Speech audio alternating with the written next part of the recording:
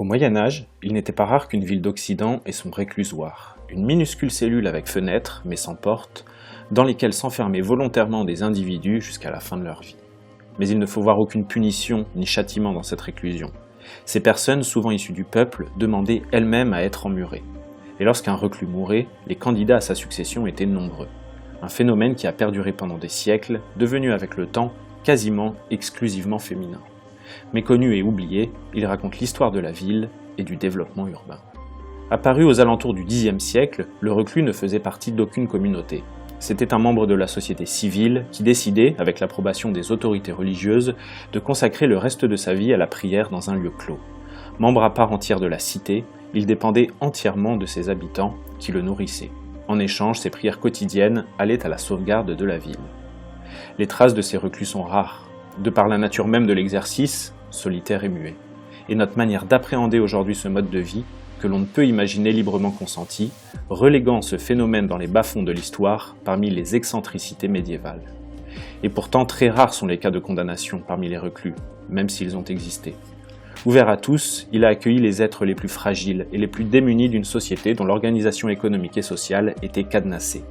Ce qui pourrait d'ailleurs expliquer son caractère quasiment exclusivement féminin. L'origine des réclusoires et de leurs occupants est donc difficile à définir, mais viendrait des premiers ermites de la chrétienté qui décidèrent de se retirer du monde pour résister à la tentation.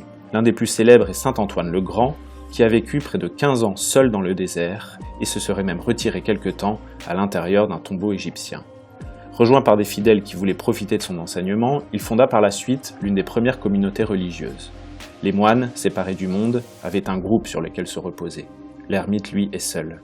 Et rares sont les caractères qui arrivent à affronter cette solitude sans sombrer dans la folie.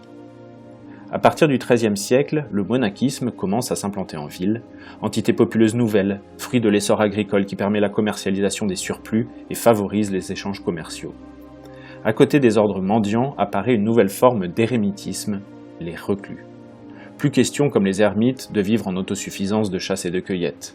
Le reclus est totalement dépendant de son environnement, et la grande ville qui attire marchands, voyageurs et pèlerins lui permet la survivance par l'aumône. À noter qu'au XIIe siècle, Paris était la ville la plus peuplée de l'Occident médiéval, avec environ 250 000 habitants. L'Église ne pouvait ignorer ce phénomène et se devait de le contrôler. Elle avait appris des expériences antérieures et savait que la solitude spirituelle pouvait être dangereuse, et que seules des personnes aguerries étaient capables de la supporter sur une longue période. Elle n'en restait pas moins symbole de perfection morale. Il fallait donc installer le reclus quelque part et assurer sa subsistance ainsi que son encadrement. Un contrôle qui permettait surtout d'éviter la déviance ou l'hérésie. De nombreuses villes françaises avaient leur réclusoire. Bordeaux, Lille, Montpellier, Clermont et bien évidemment Paris. Ceux-ci étaient situés sur des points stratégiques de défense comme des ponts, les prières du reclus ayant vocation à sauver la ville des malheurs extérieurs. À Paris, ils étaient plutôt accolés à des églises ou des hôpitaux. Le plus connu se trouvait à l'intérieur du cimetière des Innocents, plus grand cimetière de Paris avant sa destruction en 1786. Un réclusoire ne faisait généralement que quelques mètres carrés et n'avait que 2 ouvertures, l'une sur l'extérieur pour recevoir les aumônes, l'autre donnant dans l'église. Chaque réclusion faisait l'objet d'une cérémonie religieuse. Après avoir prononcé ses vœux, le reclus prenait place dans un espace clos et exigu qui était aussitôt muré.